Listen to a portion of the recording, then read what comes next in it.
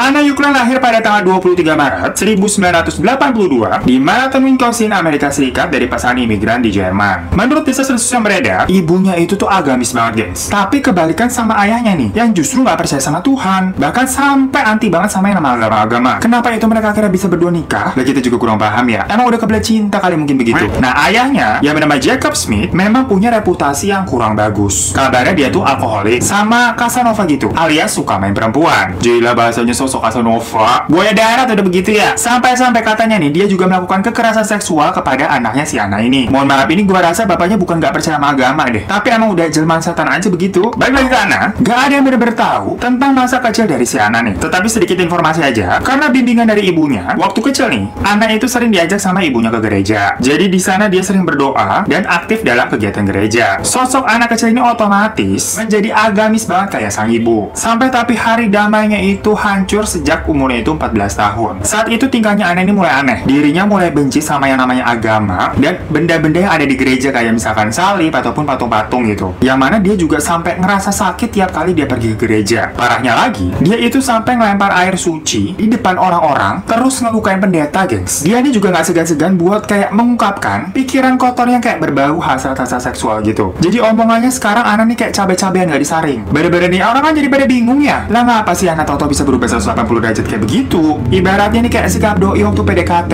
sama pas jadian kok jadi beda. Gak selugu dan sehangat yang dulu. Apalagi abis jadian terus putus. Bah udah deh tuh. Yang tadi cinta-cintaan ujung-ujungnya benci. Tadinya follow-followan ujung-ujungnya ngeblok-ngeblokan. Nah soalnya ini juga yang dilakukan sama si Anna. Kan tadi dia agamis banget tuh dan dekat dengan Tuhannya. Tahu-tahu dia ngeblok Tuhannya di kehidupannya dia sendiri. Anna sendiri sebenarnya tuh bingung juga sama kelakuannya. Kayak kok bisa jadi begini ya gua? Dia ngerasa kalau dirinya aneh, tapi dia nggak tahu kenapa dia bisa sampai seperti itu. Dia nggak tahu kenapa dirinya bisa kayak depresi dan benci banget sama Tuhan. Padahal nggak ada sebab akibatnya. Dan gara-gara itu ya dia jadi depresi. Dan Anna yang udah depresi ini jadi jaga jarak sama orang lain. Dia ini menarik diri dari lingkungannya dan nggak berinteraksi lagi sama siapapun. Tapi ya justru balik lagi ini makin membuat dia semakin kayak pusing gitu, tambah depresi lagi. Akhirnya keluarga ini nyoba bawa dia ke psikiater. Udah gonta-ganti dokter, tetapi tetap aja penyakitnya nggak kedeteksi. Semua dokter bilang kalau Anna ini waras, nggak ada gangguan jiwa sedikit pun, gengs. Ya memang, tapi pada zaman dahulu semacam kayak mungkin ini mental illness itu masih belum seterbuka dan secanggih sekarang ya. Jadi kalau ada seseorang berubah sikap seperti itu, pada zaman dulu kalau dikira nggak gila ya kesurupan. Mungkin beda cerita kalau Anna ini hidup di zaman sekarang. Anyway, tapi tetap aja yang dialami sama Anna ini bukan penyakit biasa, gengs. Soalnya kalau dibilang mental illness ya nggak juga sih. Ya masa nih dia tahu-tahu bisa ngomong bahasa Latin, padahal dia juga bukan orang Latin, nggak pernah belajar sama sekali. Dan kejadian itu berlangsung selama bertahun-tahun. Selain itu dia ini menjadi sosok yang temperamental juga, tukang marah, dan itu udah di tahap bener-bener ganggu keluarganya. Menurut kabar yang beredar, kemungkinan katanya anak ini dikutuk sama tantenya sendiri, yang nama tantenya itu Mia. Jadi ceritanya ibunya ini kan punya adik nih, si Mia tadi tuh. Mia maaf salah, Mina. Mia siapa? Mia main ganti-ganti nama orang gak tumpengan. Nah si Mina ini tuh mengkhianati ibunya si Anna, dimana Mina ini jadi selingkuhannya Jacob, ayahnya anak tuh. Bener-bener deh si Mina ini pelakor ternyata, gengs. Dasar perempuan murahan. Racun apa yang kamu jejarkan ke telinga suami saya sampai saya mau diceraikannya? Hah? Jaga mulut kamu ya. Ini ngapa ceritanya jadi drama sinetron tapi ya? Terus sampai nih suatu hari tahu-tahu ibunya si Anna ini meninggal. Terus si Mina tetap aja pacaran sama bapaknya si Jacob itu. Tapi mereka nggak nikah, tinggal satu rumah aja kumpul kebo. Nah orang-orang kan jadi pada curiga sama si Mina. Apalagi orang-orang setempat tuh yakin kalau Mina ini kayak penyihir punya ilmu hitam begitu deh. Kalau di Indo ya dukun lah. Tapi balik lagi ya itu semua sebenarnya cuma gosip juga. Atau dugaan dari orang-orang sekitar aja. Maklum tetangga kan emang sukanya pada gosip tuh.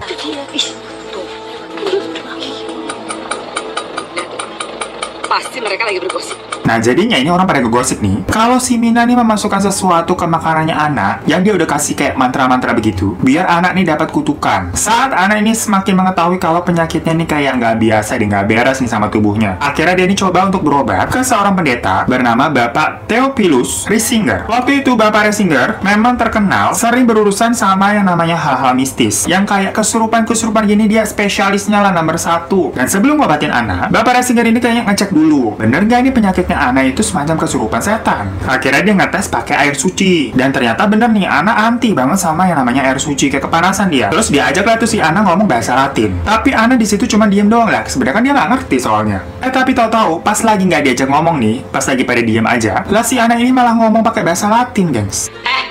Kalau nggak ada yang ngajak ngomong, usah nyeletuk. Dan gak cuma bahasa Latin aja loh. Ternyata tahu-tahu si anak ini bisa bahasa Polandia, Ibrani, Italia, sama sedikit bahasa Slavia. Lah ajaib kan kalau begitu. Bisa jadi translator itu anak kalau begitu ceritanya. Dari keanehan ini akhirnya Bapak Rasinger ini percaya dan yakin kalau anak ini kesurupan nih. Mana bisa anak yang sekolahnya waktu itu masih tingkatan dasar punya pengetahuan yang sebanyak itu padahal dia juga nggak pernah belajar. Dan selain itu Ana juga nggak dikelilingi lingkungan yang bisa membuat Ana belajar bahasa-bahasa tersebut. Jadi nggak masuk akal lah kalau Ana tuh bisa toto lancar berbahasa itu. Kayak misalkan nih lu tinggal di komplek yang isinya orang-orang Betawi, tapi entah gimana toto lu bisa ngomong bahasa Medan. Lah kan ntar emak lu bingung kalau begitu. Rasinger di sini juga ngetes dengan memasukkan air suci ke makanannya Ana secara diam-diam. Tapi tiba-tiba Ana nih toto marah karena dia tahu makanannya dicampur sama air suci. Terus Rasinger juga nyoba kayak ngasih air suci palsu ke Ana. Ternyata Ana nih nggak bisa dibohongin. Dia tahu mana yang asli, mana yang palsu. Ya kok bisa ya, kita aja misalkan disuruh bedain tas Hermes KW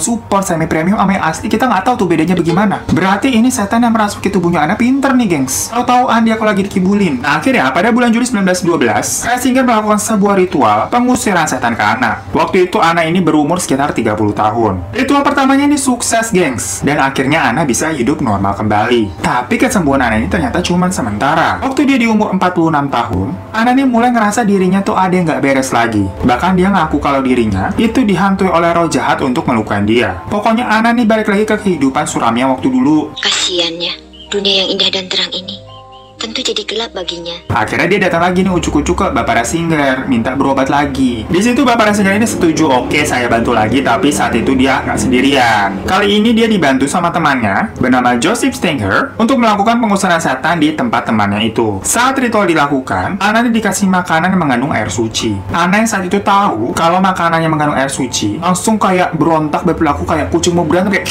begitu. Udah jelek banget gue ya. Sampai akhirnya anak ini kehilangan kesadarannya dan dirinya diikat di kasur agar dirinya ini tidak melukai dirinya sendiri. Ya persis kayak film-film di Exorcism gitulah. Tapi ternyata ikatan itu nggak mempan, gengs. Ana nih bisa lepas dari ranjang, entah gimana cara, kayak kekuatannya gede banget. Terus tau dia terbang dong ke atas plafon kayak Spider-Man, nemplok gitu di pojokan. Kan ngeri banget begitu ya. Akhirnya Rasinger ini nugasin para biarawati yang ada di sana buat nurunin Ana dan ngikat secara kencang biar Ana nih nggak bisa kabur lagi. Ana yang berontak dan udah nggak bisa kayak melepaskan ikatannya, dia cuma ada di ranjang diikat doang, itu ngeluarin suara yang kenceng banget sampai warga di lingkungan sekitarnya tuh pada dengar. Padahal itu kan di dalam ruangan ya, tapi suaranya tuh bisa kedengeran sampai di lingkungan rumah-rumah sekitarnya. Kayak pakai toa masjid, lu bayangin deh kencengnya kayak apa. Rasinger mencoba berkomunikasi sama setan yang ada di dalam tubuhnya Ana, dan ternyata setan ada di dalam dirinya itu ada banyak, gengs. Terus si pendetanya ini nanya, siapa yang memimpin kamu semua, wahai setan? Terus dijawab, Beelzebub. Beelzebub itu kalau nggak salah satu pangeran neraka kalau menurut legenda-legendanya begitu deh. Tapi kadang pas ditanya juga ini setan yang jawab bilang dia ini Judas. Terus di satu sisi juga tahu-tahu nanti dijawab lagi nih, kalau setan yang di dalam dirinya itu adalah suruhan dari ayahnya si Jacob, yang mana dimaksudkan biar si Ana nih mau ngelakuin kekerasan seksual bersama ayahnya. Tapi di sini Ana sendiri sebenarnya nggak pernah menyinggung tentang hal itu kalau lagi sadar ya. Jadi nggak ada yang bisa mastiin juga ini kebenarannya gimana. Yang diomongin itu bener apa enggak? Mungkin ala-ala dihipnotis sama uya-kuya kali begitu ya. Kita tapi kan jadi juga bingung. Ini yang diomongin bener apa settingan doang nih kayak rumah uya. Pernah juga soalnya si setan ini mengaku kalau dirinya ini suruhan si Mina. Dia ngaku kalau Mina nih pernah bunuh 3 orang buat ritual untuk menambah kesaktiannya. Wah gila ya. Kirain di Indonesia dong yang bisa ada tumbal-tumbalan gitu buat ilmu hitam. Ternyata di Amerika juga ada, gengs, begini-ginian. By the way, ini setan kan ngomongnya gonta-ganti mulu nih, ntar siapa, terus nanti siapa ngomongnya. Jadinya bikin confused gitu, bingung. Ya tapi namanya juga setan ya. Omongannya kagak ada bisa dipercaya, udah nggak tahu mana yang benar. Jadi nih buat pacar kalian nih, yang ngomongnya kagak bisa dipercaya, lu tahu deh, berarti pacar kalian spesiesnya apaan?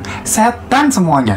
Kamu pikir saya tuh percaya apa sama sumpah anak setan macam kamu, ha? Lanjut, tiap kali si Ana nih dikasih air suci, kulit Ana nih kayak melepuh gitu, kayak disiram air keras, air panas. Dan setelah bertahun-tahun ritual pengusiran setan ini dilakukan, namun nggak pernah ada hasil yang memuaskan lagi, gengs. Dan hal ini menjadikan perdebatan di antara kalangan gereja, karena takutnya nih dianggap si Bapak Rasinger ini telah melakukan kesalahan. Kenapa anak ini nggak dibawa ke rumah sakit, tapi malah dilakukan kayak ritual-ritual pengusiran setan seperti itu. Sampai tadi temannya namanya Joseph Stenger akhirnya memutuskan kalau dalam 2 minggu nanti nih, Ana juga belum sembuh, dia udah angkat tangan ya, udah nggak mau membantu proses pengusiran setan ini. Di situ Bapak Rasinger berpasrah. Dia udah usaha nih, tapi kayaknya nggak ada yang membuahkan hasil. Dirinya nih semacam tidak mampu mengalahkan setan-setan yang ada di dalam dirinya si Ana. Tetapi pastinya di lubuk hati yang paling dalam dia ini sangat berharap kalau Ana bisa benar-benar sembuh, atau minimal dia bisa untuk bikin setannya lemah lah. Dan pada akhirnya usaha dari Bapak Ratzinger ini seperti membuahkan hasil. Di tahun 1928, Anna akhirnya benar-benar sadar dari kesurupannya. Tapi dia nggak ingat apa-apa. Yang dia cuma ingat ada semacam pertarungan yang hebat di dalam tubuhnya, semacam pertarungan spiritual gitu. Setelah Anna sembuh, semua biarawati yang ada di sana itu minta pindah semuanya, gengs. Mungkin pada trauma kali ya biarawatinya. Ratzinger juga jadi terkenal sebagai pendeta yang ahli dalam nangani semacam kasus pengusiran setan kayak gini. Namanya jadi makin melejit tuh. Tetapi beda sama temannya, si Joseph yang lebih memilih untuk hidup tenang. Dia nggak mau terlibat lagi sama yang namanya pengusiran setan atau mistis-mistisan kayak gini deh. Mungkin kalau ini dia beneran trauma kali ya. Setelah kejadian ini, ada pastor lain yang bernama Carl Vogel yang menginterview para saksi mata dan juga Joseph Steiger pada kejadian itu, dan dia akhirnya menulis sebuah buku berjudul Begone Satan,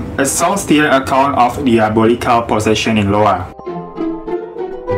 Jadi intinya ya berarti ritual pengusiran setan tuh nggak cuma ada di Indonesia doang, di Amerika juga ada, gengs. Tapi orang luar nih, yang padahal kalau kayak notabene-nya atau capnya kayak nggak percaya sama yang mistis-mistisan kan setahu kita, ternyata melakukan hal-hal serupa kayak begitu. Cuman yang namanya aja beda. Kalau di sini kan namanya ruqyah begitu. Tuh berarti nggak usah bilang bule tuh nggak percaya sama mistis-mistis deh. Ataupun ilmu-ilmu dan kesurupan cuma ada di Indonesia. Sama aja di luar juga begitu. Cuman mungkin kurang diliput aja di sana. Kayak di sini kan ada acara silet goib gitu yang MC-nya Ratna Listi. Coba tuh RCTI ngirim Ratna Listi ke Amerika. Pasti banyak tuh kayak kejadian-kejadian mistis kayak begini buat diliput. Oke, thank you semua yang udah nonton. Jangan lupa untuk klik subscribe di bawah buat kalian belum. Kalau kalian udah subscribe, terima kasih banyak kalian di support channel ini, juga boleh minta like ya. Dan jangan lupa juga follow Instagram gue @herotaradivan. Sampai jumpa di kasus mistis selanjutnya. Dadah.